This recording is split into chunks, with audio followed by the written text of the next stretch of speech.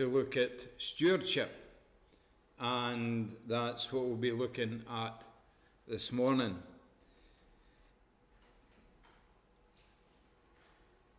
Interestingly enough, can't remember when it was, maybe last week actually, when we speak about healing, 9 times out of 10 our mind would go to physical healing. And I think it's a wee bit like this with stewardship, that as soon as we mention that word stewardship, if you can say it, then our mind goes to money.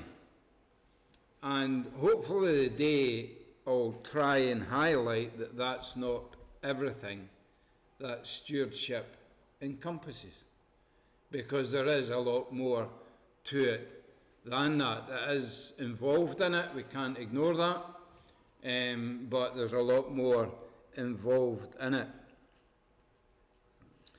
And when I was looking at this subject this week, my mind went to that verse, very first verse of the Bible, Genesis 1, verse 1. In the beginning, God created the and the earth and everything in it. Everything in it. And as I said, when I was thinking about stewardship, I think we first need to establish where all this stuff comes from. Where everything that we possibly can think of, everything not only actually in this world that we live, but outside this world as well, where does it all come from? And we've got the answer, I think, in the very first verse of the Bible. God created. Everything comes from the good Father, as we've been singing. But to clarify that, if we go to James 1 and 17, then we see that this actually clarifies, and it shows us that we need to believe wholeheartedly in this verse. If we are looking at Christian stewardship, then we need to look at these verses and believe them wholeheartedly. If we don't, then we are struggling. Because James 1 and 17 says, every good gift and every perfect gift is from above, coming down from the Father of lights, with whom there is no variation or shadow due to change. Actually, when I was reading that, don't know where I'm going with this one, but when I was reading that, that's an interesting point just at the end of that verse. With whom there is no variation or shadow due to change. Everything's planned as it should be. Everything. We speak about climate change, etc., etc., etc. With him, there is no variation. No variation. Everything is as it was. Everything is as it's going to be with God. And really, if you want a text that we are taking today's sermon from, then it's Luke 16, verses 1 to 13. I'm not going to read all the section just for the sake of time. You can go over it at home. But of course, as some of us will know, this is the parable of the dishonest manager. And I'm just going to read the first 2 verses and then we'll start at continue at verse 13 through verse 10 to verse 13. So verse 1 said, he said to his disciples, there was a rich man who had a manager, and charges were brought to him that this man was wasting his possessions. And he called him in and said to him, what's this I hear about you? Turn your account of your management. Turn in your account of your management. And then if we go down to verse 10, it says, one who is faithful in a very little is also faithful in much. And one who is dishonest in a very little is also dishonest in much. If then you have not been faithful in unrighteous wealth, who will entrust you to the true riches? And if you have not been faithful in that which is another's, who will give you that which is your own? No one can serve two masters, for either he will hate the one and love the other, or he will be devoted to one and despise the other. You cannot serve God and money. I'm going to avoid the temptation, but we could speak on verse 13 for the rest of the time. You can't serve two masters. You can't have a foot, as it were, in both camps. I remember an old preacher saying that you can't sit in the fence forever, because at some point you're going to fall off. And it's a bit risky, real risky, if you're sitting in the fence and you're just hoping you're going to fall off on the right side. We need to get things sorted out here and now and stick to that side. But I'm not going to go down that road today. I just want to take this from really 3 points this morning. The idea of stewardship, I want to take it from 3 different points. First point being the environment, and then secondly, financial, and then lastly, we'll take it from our faith. So first of all, the environment, and this might be a bit strange for some of us, but that's okay. And I'm not sure how many of us has actually ever thought about being good stewards of the environment. In one sense, I think it's sad that secularism is possibly at the forefront of looking after the environment. Possibly it should be Christians, should be believers, as hopefully we'll see, who should be at the forefront of this sort of thing. But we see guys like David Attenborough and others heading up this concept of saving the environment. And by the way, I do think that David Attenborough's wildlife programs are truly amazing. I love to sit and watch them. But you might be asking at this point, what on earth is Willie going on about this morning? Well, just stay with us, and hopefully it will become clear. Because in Genesis 1:26, it says this, be fruitful and multiply and fill the earth and subdue it. Have dominion over the fish of the sea and over the birds of heaven and over every living thing that moves on the earth. Genesis 2:15. The Lord God took the man and put him in the garden of Eden to work it and keep it. Psalm 24:1 and 2. The earth is the Lord's and everything in it, the world and all who live in it. For he founded it upon the seas and established it upon the waters. Leviticus 25:23-24.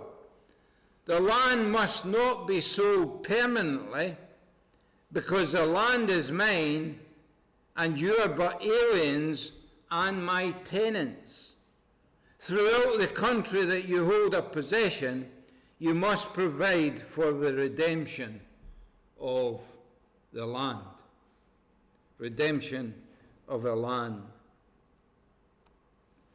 Just want to go back to the first reading in Genesis 1 and 28, where it says that you will have dominion over everything.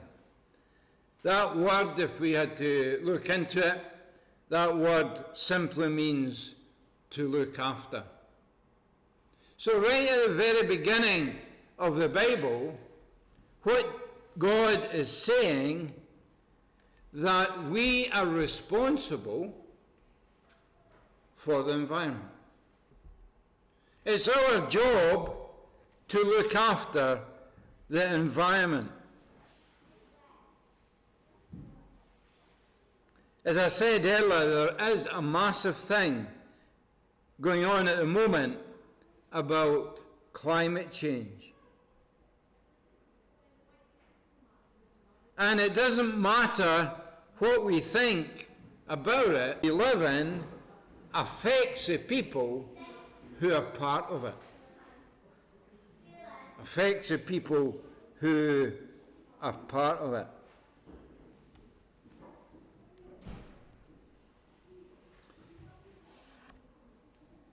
At the risk of contradicting myself here, but I'm going to ask a few questions. But before that, by default, really, I must admit, as some of you will know, that Sharon and myself have got an electric car. Unfortunately, it's broken at the moment. Nothing to do with the electric side of it, by the way. It is just the seatbelt, I might add, so that could happen to any car. But that being that, if I had to be honest in regards to an electric car, then to learn about it, to learn how to operate it, is it difficult? Yep. You need to suss out the apps, etc. This new way of transport, is it difficult to learn this way? Yes, it is. Especially as a self-confessed petrolhead, then it goes against everything that I ever liked. And yet, by doing that, despite the difficulties, despite having to learn, in one sense, a new way of getting around, is it worth it? Of course it is. Why would it be worth it? One reason is that we aren't using up fossil fuel, that we aren't polluting the environment, and so the list goes on. We might be quite happy, as I did for many a year, using petrol cars and actually affecting the environment through that.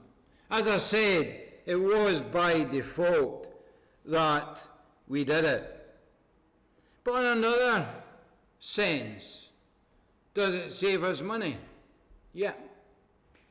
Saves us a tremendous amount of money, actually. So when we think about that, it's saving us money, then we can go on and help somebody else. We can be good stewards of our finances. Whether that's helping individuals, whether that's helping the ministry, whether that's helping missionaries, whatever it might be. Because of the money that we're saving, then we can go on. So really, in one sense, we are being good stewards of the environment. There are a lot of pros and cons for this, and I'm sure you have seen many debates. But there actually is no getting away from the fact that the Bible says that we have got dominion over the land and sea, as it were. We have got to look after the environment.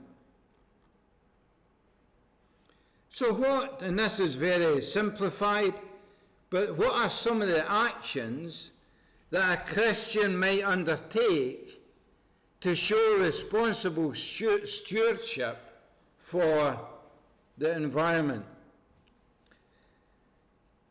Again, is it awkward? Yep. Is it a pain at times? Yep. Recycling. I'm not going to do it, but I wonder how many of us, if I had to ask for a show of hands, I wonder how many of us recycle. You know, one of the amazing things that the Shed Project does, and I think the folks who go to it would agree with me, is that you get stuff that's going to get chucked out,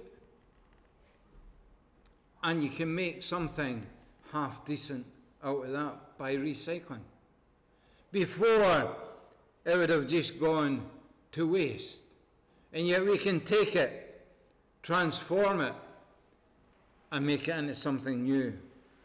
Or another way that we can be a responsible stewardship is buying or consuming less. Buying or consuming less. I remember a good few years ago, it would have been now actually, speaking on this subject when we were up the Bray. And I posed a question that if everybody, and I'm generalising possibly here, but if everybody had to look at your cupboards when you go home, and look at your fridge, and actually see the amount of food that might be in your cupboards and your fridge, and say to yourself, is it possible for me to live a week without buying anything? Is it possible for me to live off what's in the house already?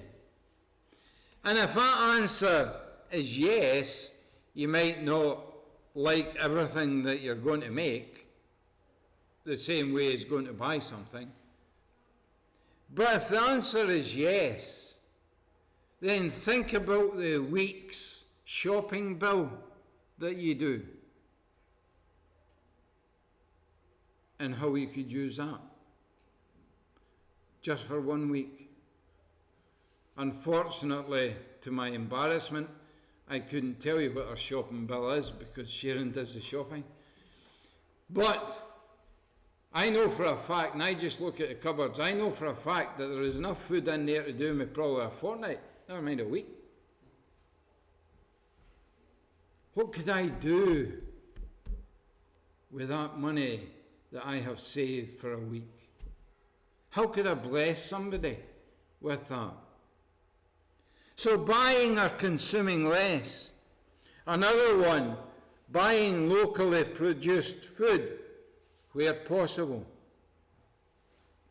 Buying from businesses that try to protect the environment.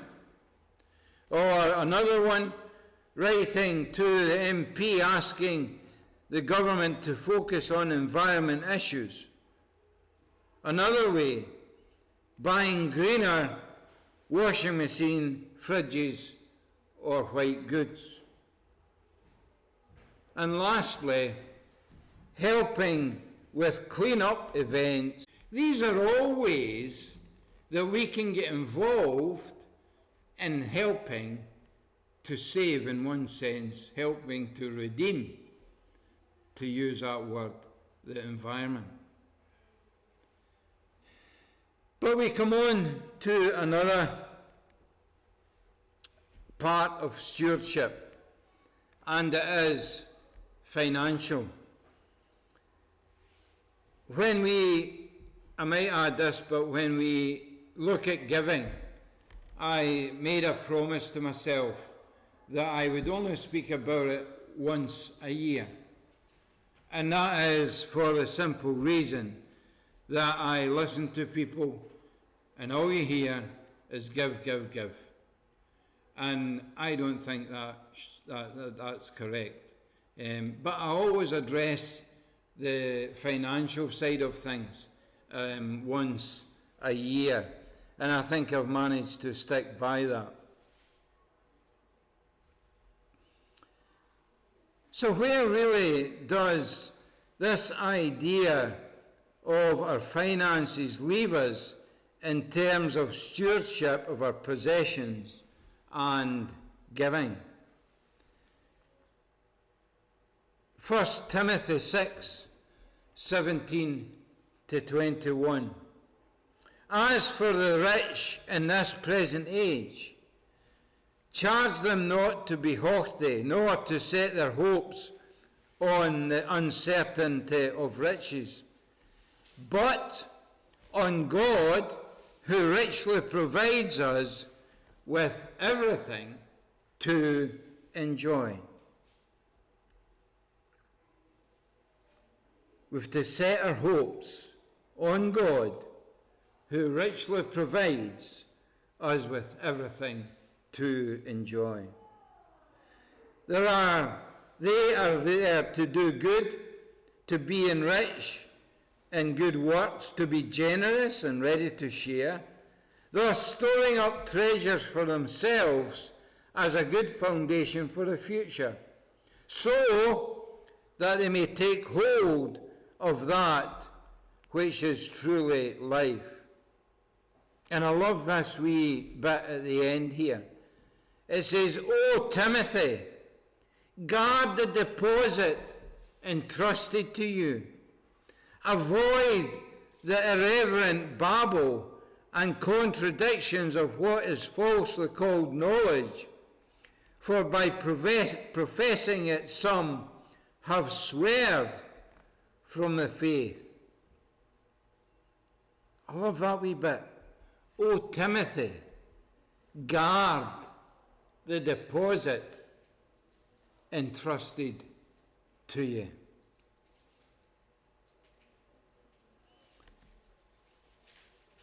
When I was thinking about this passage and I read that section, as for the rich in this present age, it really took me back a wee bit, if I be honest. It set me back my heels a wee bit, if I be quite honest. Because I suddenly thought to myself, how on earth are you going to interpret this one? This is a tricky one because not everybody's rich. But my mind went to a time when Victoria, I think it was at high school. And really, when we think about it in this sense, to be rich is relative. Because we were hosting a girl from Tanzania. The high school has got an exchange program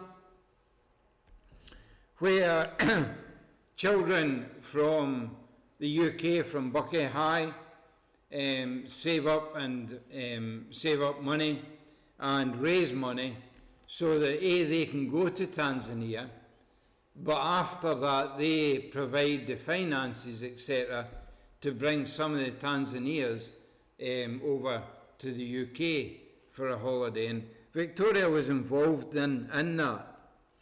And we were fortunate enough to host a girl from Tanzania. And we're probably halfway through the week. And Victoria came to me and she says that the girl said that our family must be very, very rich. And that kind of took me by surprise, because in my mind, we're not very, very rich. And Victoria said to girl, "Why do you say that?" And I thought her response was absolutely brilliant, because she said, "Your dad's fat." Your dad's fat. You see, in her country, if you're fat, must mean you're rich, because you can buy the food and you can spoil yourself. Nothing to do really with how much you've got in the bank. It's how much you've got in your waist, really. So being rich is really relative. In that young girl's eyes, we were really, really rich. We were really, really well off. She is correct, because as I say, in her country that is a sign of wealth.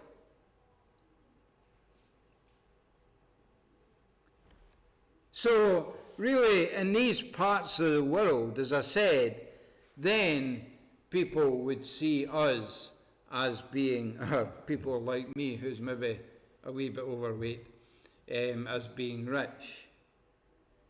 So really, when we think about that in terms of the rich of this present age, then we can see how that actually fits in.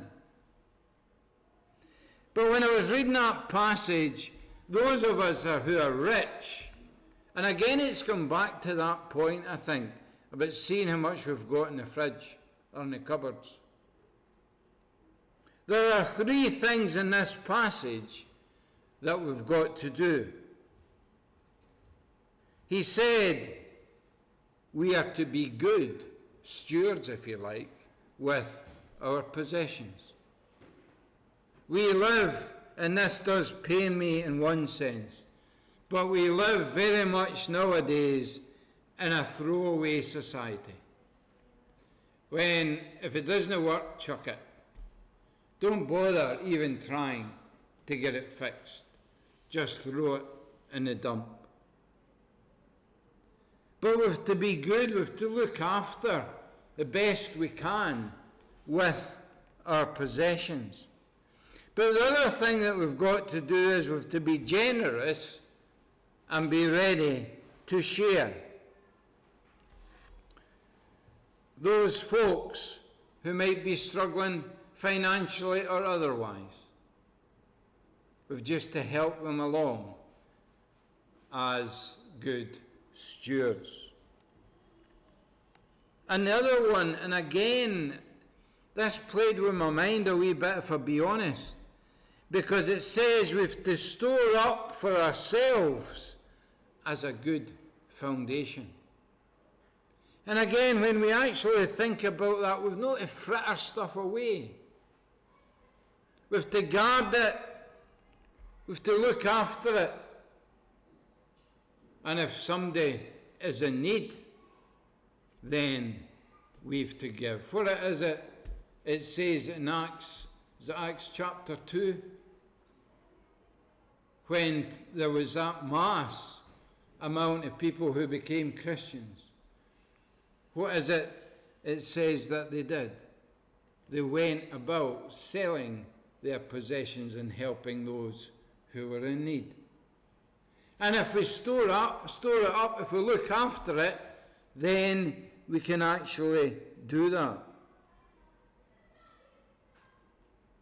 And of course, I think as well, there is a connection there, storing up our treasures in heaven. I like what one commentary says. It says it's saving our money so we can make money to be able to do good. Saving our money to make money so that we can give the money that we make away and do good. Not saving the money for ourselves and squandering it on ourselves, but actually giving it away. And then actually the whole concept within stewardship and within financial stewardship, we need to think about giving. And as I said and I highlighted, he goes on to say, Timothy, make sure you look after what has been given to you. I read this, and if I be honest, it was a surprise to me. I read it in one commentary. But the concept of tithing, giving 10% of what we have, is actually an Old Testament thing.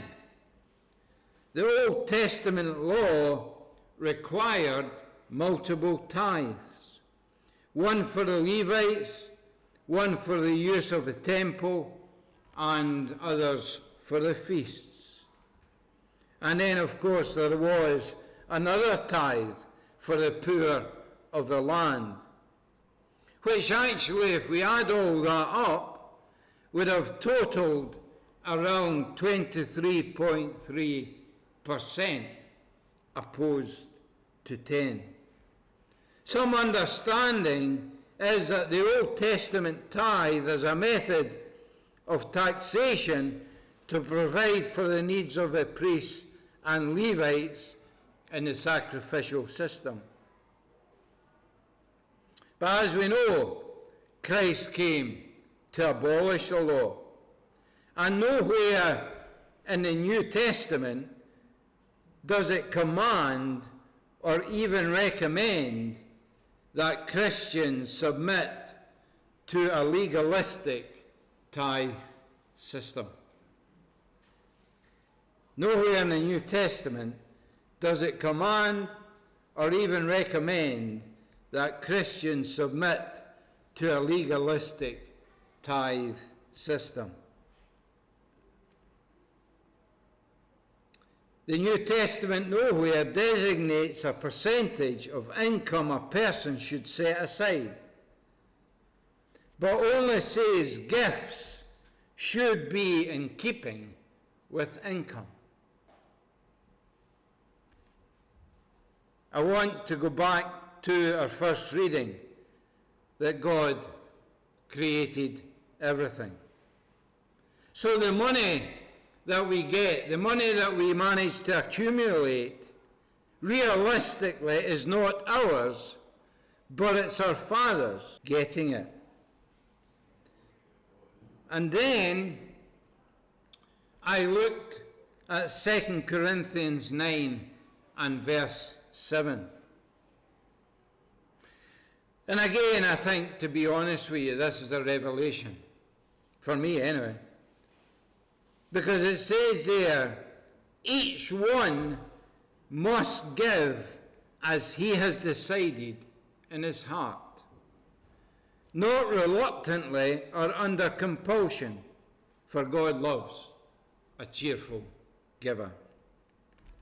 Each one must give as he or she has decided in his heart.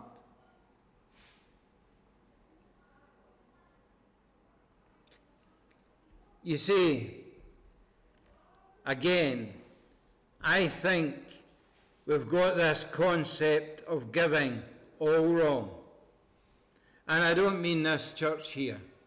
I mean the church worldwide.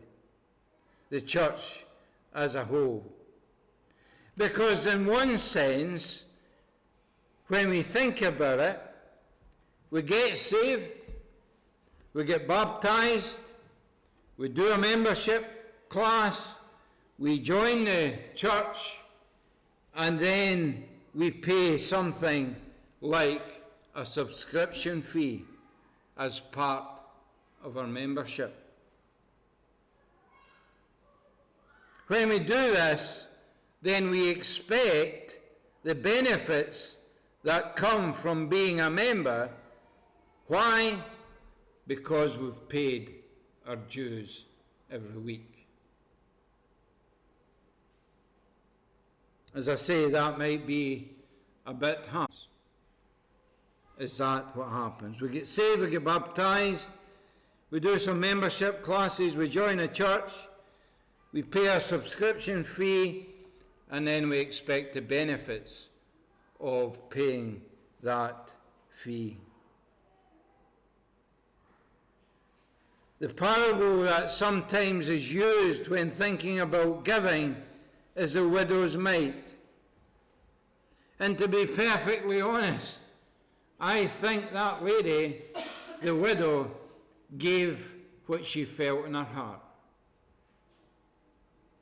She felt that was the amount that she should give that day.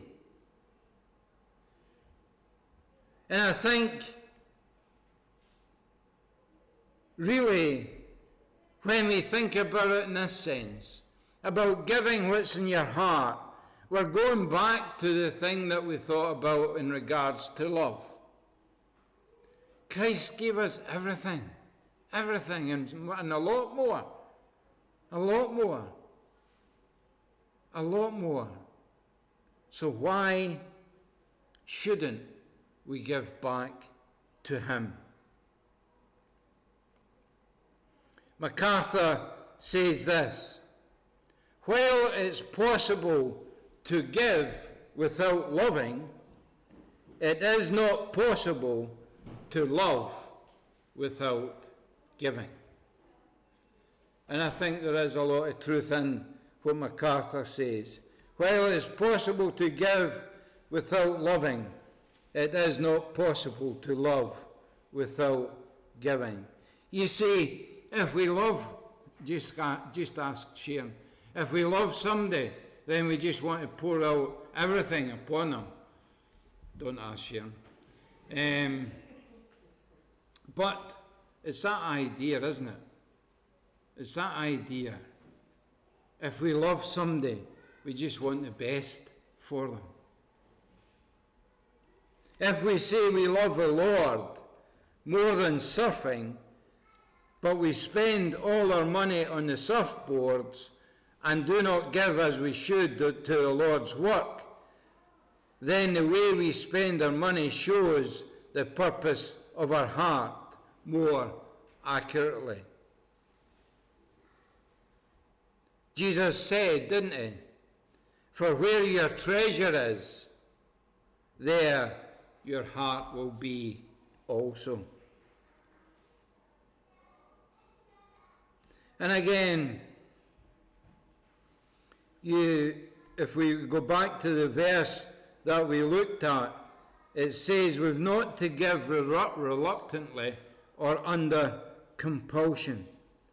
And as you know, compulsion means to be forced to do something. No, we've not to be forced to do something. We've to give what we've decided to give in our heart. They gave as they decided in their heart. And we've not, I've heard it. Sadly, I've heard it. But Hubert only gave X amount this week. That's dodgy. That's dodgy stuff. Because maybe Hubert hadn't a lot that week. And he gave what he could in his heart. We don't judge what people are giving. In some churches, actually, I know that they'd say the plate or the box or whatever it is, the offering box or whatever is there, If you want to give, give. If you want to take, take. I wonder how we would stand with that. It's not mine. It's not even the church's. It's God's. So if you want to give, give. If you need something, take it. Because we believe that the Lord will provide. The believers in Macedonia who were poor amazed Paul by the amount they gave for the needy saints in Jerusalem, 2 Corinthians 8. And they did it because they wanted to.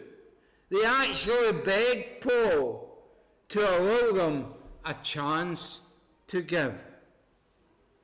The apostle told the Corinthian Christians that if they followed the example of the Macedonians, a circle of blessing would result. The givers would be blessed, the people receiving a gift would be blessed, God would be praised, and the receivers would start praying for the givers. You see how it goes round. You see how it goes around. And then we come to our final point, which will be brief for the sake of time. And again, I'm not sure if you've actually ever thought about this, but being good stewards of our faith, being good stewards of our faith. Acts 20 and 32 says this, "And now I commend you to God and to the word of his grace, which is able to build you up and to give you the inheritance among all those who are sanctified." And it's the clue there, I think, really is inheritance. We have been given an inheritance. Another version says this, "Now, brothers, I entrust you to God and to the word of his grace, which is able to build you up, and to give you the inheritance among all those who are sanctified." This word entrust means to have responsibility. It could say, I have given you the responsibility to the word of grace, which is able to build you up. I have given you the responsibility of your inheritance, and to those who are sanctified.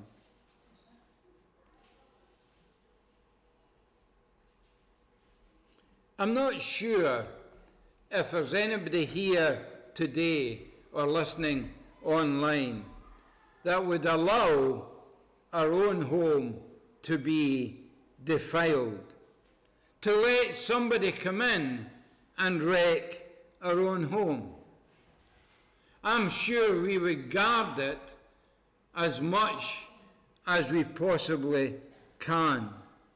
Or if our parents had some inheritance that they passed on to us, then would we fritter that away? Would we allow it to go to the dogs, or would we look after it? I'm sure everybody would say that we would do our best to look after it. We certainly wouldn't allow anyone to steal it away from us. In other words, we would be good stewards of our home. We would be good stewards of that inheritance which has been given to us. Galatians 2 and 7. On the contrary, when they saw that I had been entrusted with the gospel to the uncircumcised, just as Peter had entrusted the gospel with you to the circumcised. So we've been entrusted with the faith But we've also been entrusted with the gospel that we got saved from. Just a couple of points for us to think about. Not only, firstly, have we to guard our salvation, but we need, especially in the days in which we live, we need also to guard the gospel. One of the guys I like to listen to online is Carter Conlon for Times Square Church. And I was listening to his testimony. And before he was saved, a nun said to him, God has got a special purpose for your life. He got saved, and one of the first persons that he told that he became a Christian was the nun, who by this time was in a care home. And this was her words. She said to him, make sure you go to church and don't let what God has given to you slip through your fingers. Make sure you go to church and don't let what God has given you, i.e. your faith, don't let that slip through your fingers. You see, we need to guard our salvation. We need to look after our faith.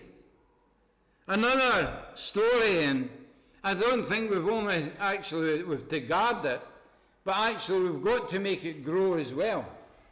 We need to invest in our salvation, as it were. Sanctification. And another story that I thought was really sad. I remember hearing a chap at the door, and I went to answer the door, and sure enough there was two people standing. Two Jehovah's Witnesses. And I stood and chatted to them for a while. And one of the ladies turned to me, and she had explained something that had happened a good few years ago. You see, she was a Christian. She was a Christian. And she went to a Baptist church and was involved in a Baptist church. I don't know where this was, but something happened, and she ended up seeking answers in the Jehovah's Witnesses' faith. And eventually she became a Jehovah's Witness herself. You see, she had been robbed of her salvation. Her salvation, if you like, her faith had been taken from her. What does it say in John 10:10? The thief, that is Satan, comes only to steal and kill and destroy. But I have came that you may have life and have it abundantly. Never let our faith be frittered away. Never let our faith be stolen. We should always invest in it. And never let the gospel be taken away. Never let it be tainted. Never let it be frittered away until actually it's non-recognizable to the faith that we believe in the book. Always guard our faith. Always guard our salvation. Be good stewards of the environment. Be good stewards of our finances. And be good stewards of our faith as well. Amen.